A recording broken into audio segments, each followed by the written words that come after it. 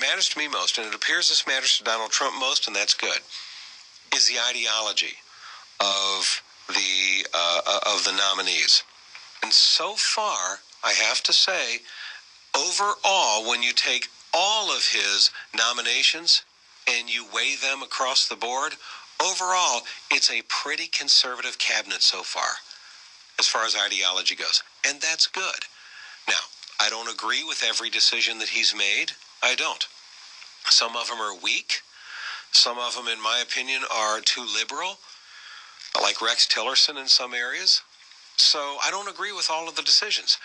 But overall, I have to say I'm pleased with what we've got so far. So let's go through just a little bit of a reminder of what we have in some of these positions. And I want to start with the very first one that he named, okay? Let's remember, folks, Mike Pence, his vice president. Mike Pence is a born-again evangelical Christian, strongly pro-life.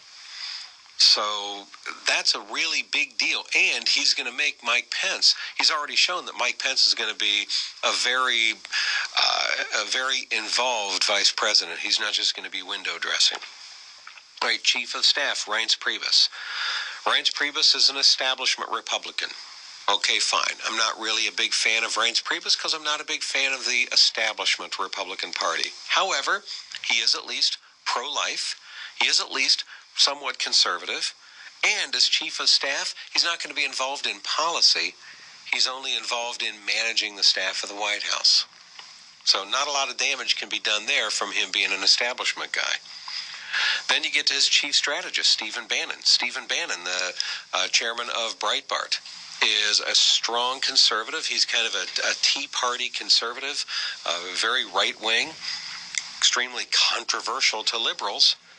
But once again, Donald Trump, for a chief strategist, he doesn't pick a liberal. He doesn't pick a centrist. He doesn't pick an establishment guy. He picks a Tea Party right-winger as his chief strategist. That, I think, is a good sign. Then you get to Treasury Secretary Steve Mnuchin. Steve Mnuchin is a billionaire investment banker, spent 17 years at Goldman Sachs. Now, the press has tried to make something, here's a Goldman Sachs banking executive in his cabinet. Yeah, but it's to be Treasury Secretary, handling the money in the United States. You want someone who is a successful businessman and billionaire investment banker. You want somebody who's knowledgeable like that to run the Treasury Department. Another billionaire that's been named, Wilbur Ross. Wilbur Ross has been named to be Commerce Secretary. Again, if you're going to put somebody in a position to run the Commerce Department, which handles and controls the businesses of this country, then of course, why wouldn't you want a successful businessman? Now, Wilbur Ross isn't that right-wing at all. As a matter of fact, just until recently, he was a Democrat. And he's barely flipped over now to be a moderate kind of centrist Republican. Okay, whatever. But as Commerce Secretary, I'm fine with that, especially since fiscally he's a conservative guy. Then you get to Transportation Secretary. He named Elaine Chao. Elaine Chao was the Labor Secretary under George W. Bush. She's also the first Asian American woman to hold a cabinet position, but she's a centrist moderate. Okay, she's the wife of Senate Majority Leader Mitch McConnell, who's the epitome of centrist moderate establishment Republicans, and this is his wife. So, I don't like the fact that she's a centrist moderate establishment kind of person, but if Donald Trump is going to put some of those people in his cabinet, I don't mind her being in a position like Transportation Secretary, right? But when you get to departments like Health and Human Services, this matters a lot more, because Health and Human Services, this position is a position that handles things like Obamacare and health care and abortion and Planned Parenthood and all those types of industries. That's where I would have a big problem, if Donald Trump put some centrist, moderate, pro-choicer or whatever in a position like that. But no, who did he put in that position? Congressman Tom Price, an orthopedic surgeon who has the expertise, obviously, in medicine, but a strong, outspoken critic of Obamacare, passionate about repealing Obamacare, but also a strong, outspoken pro-lifer with a 100% pro-life voting record, who's strongly opposed to Planned Parenthood and has led the charge to try to get Planned Parenthood defunded. So you take somebody like that who's kind of a pro-life activist, and Donald Trump says, I want you to be in charge of Health and Human Services. So it's these kind of decisions that make me say I'm very pleased so far with Donald Trump. U.S. Ambassador to the United Nations, Nikki Haley. This is a governor of South Carolina. She was a Rubio supporter, a strong anti-Trumper, and this is Donald Trump kind of reaching across the aisle to his political enemies. Nikki Haley is at least a Republican. She's not as conservative as I would like, but she's a fairly conservative Republican, U.S. Ambassador to the UN. Education Secretary, Betsy DeVos.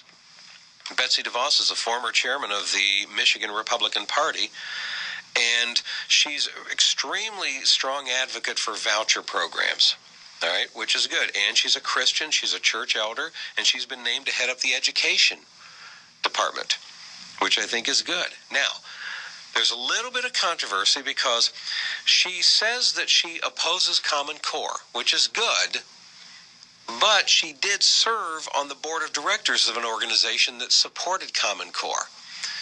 I'm okay with that because she says she's personally opposed to Common Core. That doesn't mean she can't serve on a board of an organization that happens to support it. Anyway, Attorney General. Now, Attorney General is a very key position because the Attorney General of the United States is going to be making a lot of decisions about who to prosecute and who not to prosecute and enforcing the laws in this country. And you know how Donald Trump has said he's going to protect religious liberty in this nation? Well, the Attorney General's office is in a key position to protect legally religious liberties in this country. So who does Donald Trump name to be Attorney General? Not a liberal, not a centrist, not a moderate, not an establishment guy, but United States Senator Jeff Sessions, Alabama senator, extremely conservative, born-again Christian, actually a lay leader in his church and Sunday school teacher, delegate to the Alabama Methodist Conference, and he's got the experience, too, former U.S. attorney as well as former Alabama attorney general. But a strong, pro-life, conservative, born-again Christian. And that's who we have as the Attorney General of the United States that he's named. National Security Advisor is General Michael Flynn. Now, Michael Flynn is a Democrat. Okay, so Donald Trump has put a Democrat in there. But again, it's a Democrat for National Security Advisor, and Michael Flynn on foreign policy is pretty conservative. He's very critical of Islamic terrorism. Oh, and by the way, he happens to be a pro-life Democrat. So Donald Trump puts a Democrat in his administration, but he makes sure it's a pro-life Democrat. I'm pleased with that.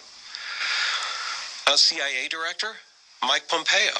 Mike Pompeo is a Tea Party conservative, very conservative. He's a Christian who's fought against the so-called separation of church and state, and that's who Trump has put in there for CIA Director.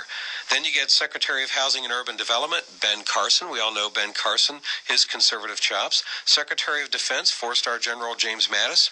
Now, James Mattis is an independent. He's nicknamed Mad Dog, but he's considered an intellectual warrior's warrior, Patton kind of general. I'm okay with Mattis. EPA Director, Scott Pruitt. Scott Pruitt was Oklahoma Attorney General, and he's been a global warming skeptic. He's sued the EPA multiple times, and now Donald Trump puts him to head up the EPA. I'm good with that decision. Secretary of State Rex Tillerson, like I told you, I got mixed views on Rex Tillerson. Yes, I know there's the issue of his Russian ties in his cozy relationship with Vladimir Putin and the deals that ExxonMobil has made with Russia in the Arctic oil exploration. And so I get all of that. But I also know that if we want to try to strengthen relationships with Russia, Rex Tillerson could be potentially a person to do that, as long as Donald Trump doesn't go weak and allow Vladimir Putin to be emboldened and strengthened at the expense of the United States being weakened. And I just don't see Donald Trump governing that way.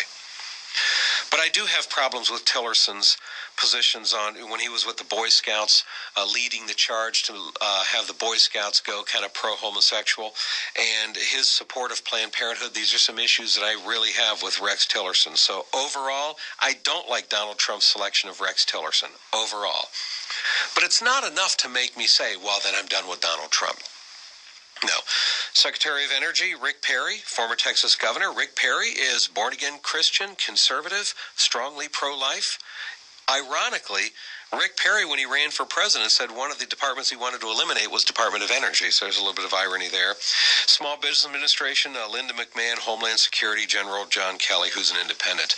So what I'm saying is when you look at Trump's cabinet and administration, overall, it's weighted more to the conservative side and the pro-life side and the evangelical Christian side. It's weighted more to that side as an overall average than honestly I predicted it was going to be. And for that reason, I'm pleasantly surprised so far. Doesn't mean I agree with every decision he's made. Doesn't mean I'm going to agree with every decision he will make. But as I've been saying, so far, so good. All right, what about the Russia thing and the controversy